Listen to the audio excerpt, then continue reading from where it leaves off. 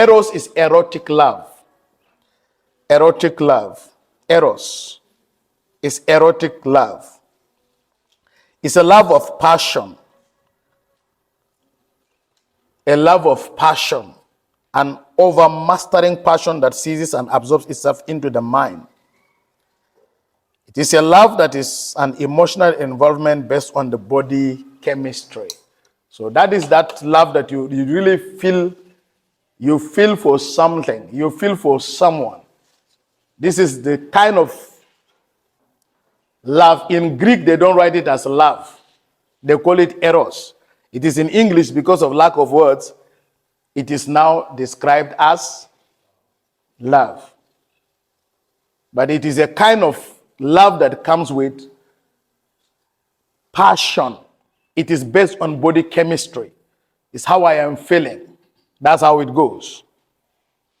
So you are saying that, okay, if I'm feeling good about it, then it must be good. But it may not be good.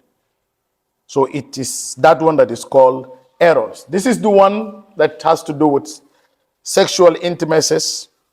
And then at the end, it has to do with a love that satisfies itself in itself.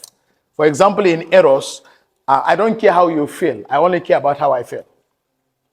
It's a love of self. That's why with eros you can rape. You feel good, the other person is not feeling good, but you feel good. So you still go ahead and rape the person. That's eros.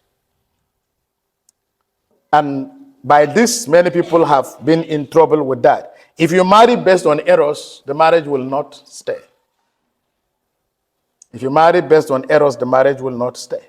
And that's how many people feel they should get married, because they just look at the person and they say, okay, I think this person is sexy. This person is sexy.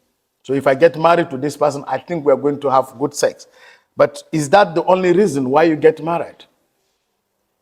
So you get married to a sexy person who has no good mind, who has no values, who has no calling, who has no mission, who is not respectful, who will lack discipline, and you will see that even that sex you are supposed to have, you will discover that it will not even be happening. Sometimes I counsel young couples, and then you see this story about 6 months without coming together. Like 6 months without coming together. Recently, I was handling a case of 6 months. The man said, for 6 months, we're just brothers and sisters.